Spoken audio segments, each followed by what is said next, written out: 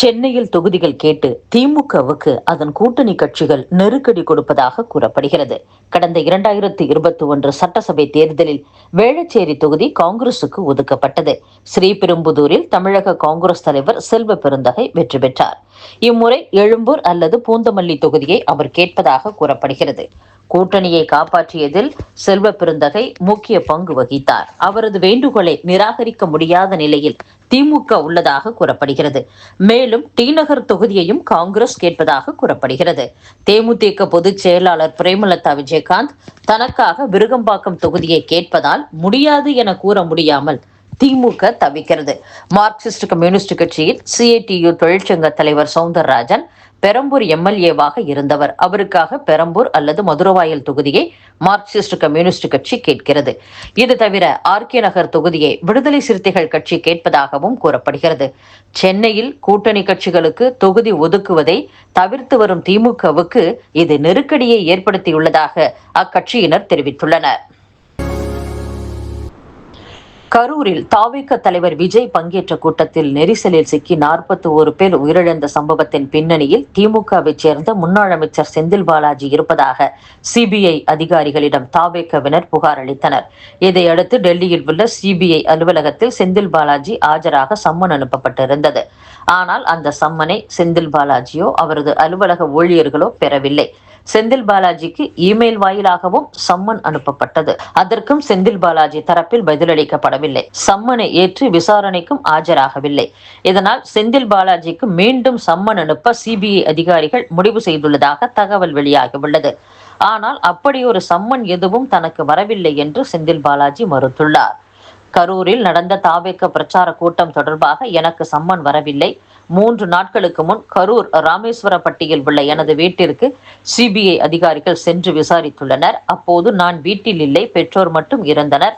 இதனால் சிபிஐ அதிகாரிகள் திரும்பி சென்று விட்டனர். அந்த சமயத்தில் சம்மன் எதுவும் வழங்கவில்லை. ஒருவேளை விசாரணைக்கு வருமாறு சிபிஐ சம்மன் வழங்கினார், நேரில் ஆஜராகி உரிய விளக்கம் அளிப்பேன் என்று செந்தில் பாலாஜி கூறியுள்ளார்.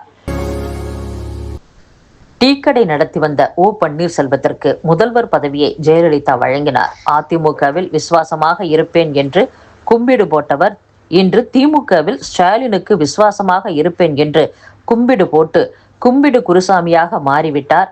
தேர்தலுக்கு பின் அதிமுக பொதுச் செயலாளர் எடப்பாடி பழனிசாமி மாற்றப்படுவார் என்று ஸ்டாலின் கூறுகிறார். தேர்தலுக்கு பின் திமுக தோற்று போகும். அப்போது ஸ்டாலினின் மருமகன் சபரீசன் கட்சியை கைப்பற்றுவார். பல மாநாடுகளை தொடர்ந்து நடத்துவதன் வாயிலாக மக்களுக்கு திமுக என்ன சொல்ல வருகிறது என்று அதிமுக முன்னாள் அமைச்சர் RB உதயகுமார் கூறியுள்ளார். சட்டவிரோத மது விற்பனைக்கு போலீசாரே உடந்தையாக இருப்பதாக அமமுக பொதுச் செயலாளர் டிடிவி தினகரன் கண்டனம் தெரிவித்துள்ளார். சேலம் மாவட்டம் மேச்சேரி போலீஸ் ஸ்டேஷன் அருகிலேயே திமுக நிர்வாகிகளும் அவர்களது ஆதரவாளர்களும் பெட்டிக்கடை வாயிலாக சட்டவிரோதமாக மதுபானங்கள் விற்பதாக செய்திகள் வெளியாகியுள்ளன. ஏற்கனவே சட்டவிரோதமாக மது விற்றதாக கைது செய்யப்பட்ட திமுக நிர்வாகி ஜாமீனில் வெளியே வந்து போலீசாரின் ஆதரவோடு மீண்டும் மது விற்பதாக புகார் எழுந்துள்ளது. மது விற்பனையை தடுத்து நிறுத்த வேண்டிய போலீசாரே அதற்கு உடந்தையாக இருப்பது கண்டனத்திற்கு உரியது என்று கூறியுள்ளார். அரசு மருத்துவமனைகள், மருத்துவக் கல்லூரிகளில் யாரையும் நிரந்தர பணிக்கு நியமிக்க வேண்டாம், ஒப்பந்த அடிப்படையில் நியமித்தால் போதும் என்று தமிழக அரசு தெரிவித்துள்ளது. மக்கள் நல்வாழ்வுத்துறை அதிகாரி கூறுகையில், சமீபத்தில் துறை வாரியாக உயர் அதிகாரிகளுடன் தலைமை செயலர் ஆய்வு நடத்தினார். அப்போது செலவுகளை குறைத்து நிதி நெருக்கடியை சமாளிப்பது குறித்து விவாதிக்கப்பட்டது. நிரந்தர பணியாளர்களை நியமிக்கும் போது ஊதியம் பன்மடங்காக இருப்பதுடன் பல்வேறு சலுகைகள், ஓய்வூதியம் போன்றவை வழங்க வேண்டியுள்ளது. அரசின் நிதிநிலை கருதி டாக்டர்களை மட்டும் நிரந்தர அடிப்படையில் நியமிக்கலாம். செவிலியர்கள், மருந்தாளுநர்கள், பேராசிரியர்கள், ஆய்வக நுட்புணர்கள் போன்ற பணியிடங்களை நிரப்பும் போது ஒப்பந்த அடிப்படையில் மட்டுமே நியமிக்க வேண்டும் என்று உத்தரவிடப்பட்டுள்ளது. அதன்படி எந்தெந்த மருத்துவமனைகளில் எந்தெந்த பணியிடங்கள் காலியாக உள்ளன, ஒப்பந்த அடிப்படையில் நியமிப்பதால் எவ்வளவு செலவாகும் என்பன போன்ற விவரங்களை அரசுக்கு தெரிவிக்க வேண்டும் என்றும் வலியுறுத்தப்பட்டுள்ளது. பாமக நிறுவனரான டாக்டர் ராமதாசுக்கு 87 வயதாகிறது. வயது மற்றும் மருத்துவ காரணங்களால் அவரால் கட்சி தொடர்பான முக்கிய முடிவுகளை எடுக்க முடியவில்லை என்று பாமக சின்னம் தொடர்பான வழக்கில் சென்னை உரிமையியல் நீதிமன்றத்தில் டாக்டர் அன்புமணி ராமதாஸ் பதில் மனு தாக்கல் செய்துள்ளார். ஒரே நாடு ஒரே தேர்தல் என்பது நோயை விட கொடுமையானது என்று முதலமைச்சர் மு ஸ்டாலின் தெரிவித்துள்ளார்.